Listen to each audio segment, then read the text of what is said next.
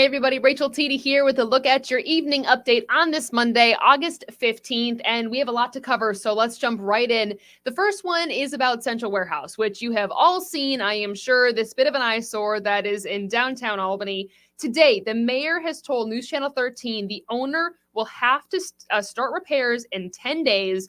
The county is working hard to foreclose this building, and there's evidence that the construction work on the warehouse with each side labeled. So the mayor says that the work that the city has ordered the owner to do is really extensive. So they hope to see that effort from him. But the mayor said that she did not seem confident that any of this action would actually take place. So tonight on News Channel 13, live at 9 o'clock, you're going to hear from the mayor in regards to the building, rather, that people have been calling an eyesore for decades, a very long time. Hear from her tonight. Also, we have a new 13 Investigates story that's actually really interesting. Our News Channel 13's Investigates, Tessa Bentulin, has been working on this about a man who spent more than a year at Camp Lejeune who blames the Marine Corp and the U.S. government for his cancer. Frederick Valentine spoke to 13 Investigates just days after President Biden passed the PACT Act, which will significantly expand benefits and potential compensation for servicemen and women that were exposed to toxins. Valentine says he was stationed at Camp Lejeune in the early 70s and eventually developed bladder cancer.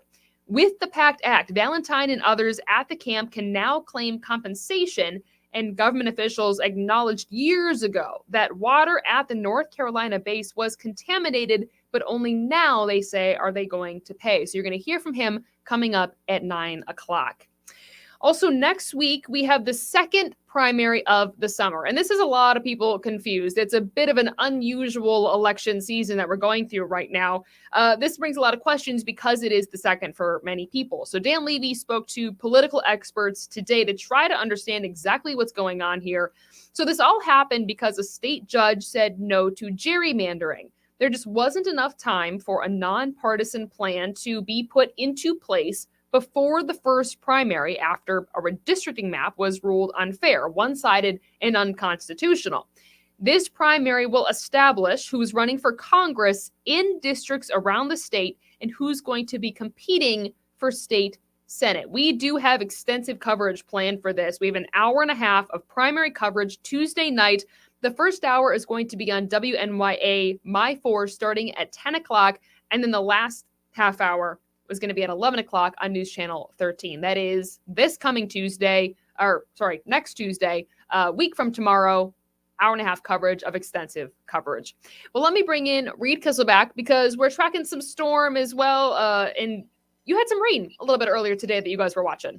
Yeah, a little bit, a couple showers. It happens around this time of year. We get a couple pop-up showers with the conditions are just right. We get enough heating and a little bit of mixing in the atmosphere. And that's what we've been watching on the satellite radar this is a loop over the last 6 hours. And you can see over our region, a few pop-up showers in place. These will clear out a little after sunset for us here.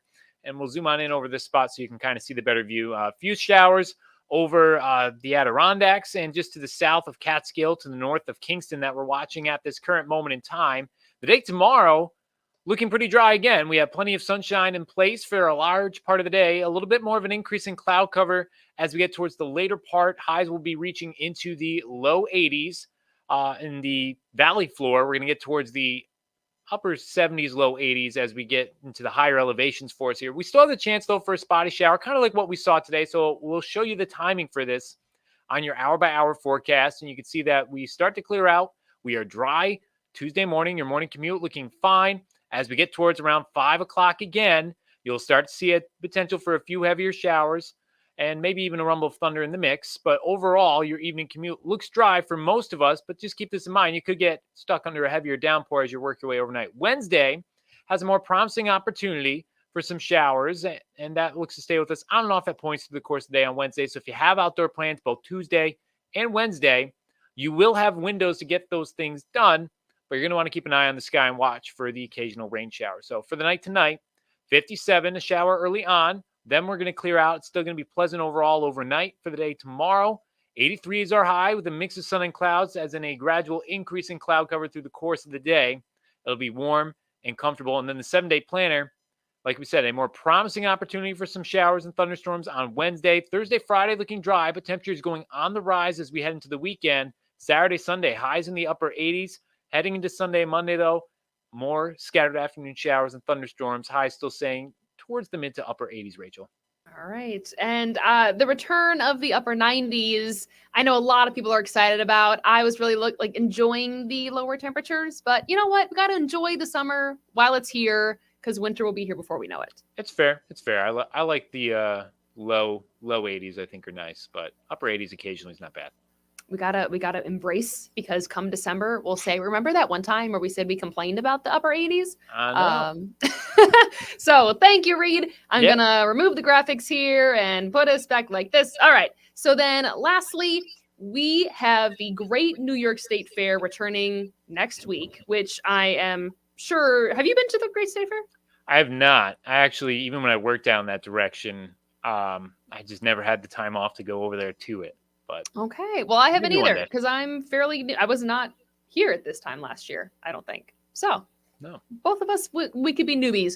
The fair coming to town means that over 800 pounds of butter has arrived for the 54th annual butter sculpture contest, which I actually, so when I lived in the Midwest, these were pretty common, and they're actually really intricate and really impressive.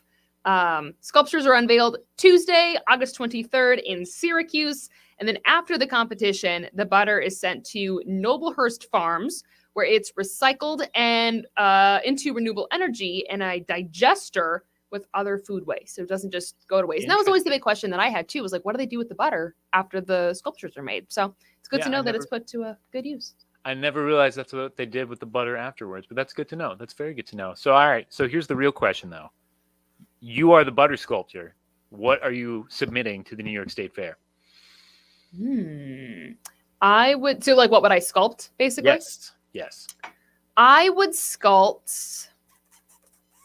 There was this really cool, gosh, I don't even know what it was made of. I think it was yarn or something. There was this really cool place that I was in when I worked in Nashville where I had this giant bust of Dolly Parton. And of course, who's iconic to Nashville, right? But I was so impressed by what it was made out of, which I wish I could remember. I think it was yarn. I would try to recreate that out of butter. You want to recreate the iconic person of the area? So you want to make a buttered Bob Kovacic, or are you going for a Dolly Parton? That's a better decision. I would make a buttered Bob Kovacic. I like that one. That's actually a good move. I like that. I was going to say Grogu or something, but I actually like this suggestion better. We're going to roll with this one. I wonder, can we buy one of these? Because we should commission this. Let's see. We can get this in time, I think, for October 3rd. What do you think? I think so. Bob would really love to have somebody wheel out a giant butter sculpture of him. Probably not. I am legitimately curious how he would react. Well, I'm gonna open up Google after this and see what we can do, because glad I just gave that little seed right there. Well, yes, on that note, recap of what we covered today. The Central Warehouse has been having a lot of just different developments when it comes to construction, and the owner is having to make changes. The mayor, though, says that she is not overly positive thinking on if that's going to happen or not. So you're going to hear from her tonight. We also have a brand new 13 Investigates report talking about this veteran who is blaming the Marine Corps for his cancer. So you're going to hear from him. And then the second primary of the summer kicks off here in the next week or so. A lot of questions about why this is the second primary of the summer, how this differs from the one that we had just a couple of weeks ago. So all of your questions are answered from Dan Levy tonight on News Channel 13 live at 9 and 11 o'clock. We will see you at 9 and 11.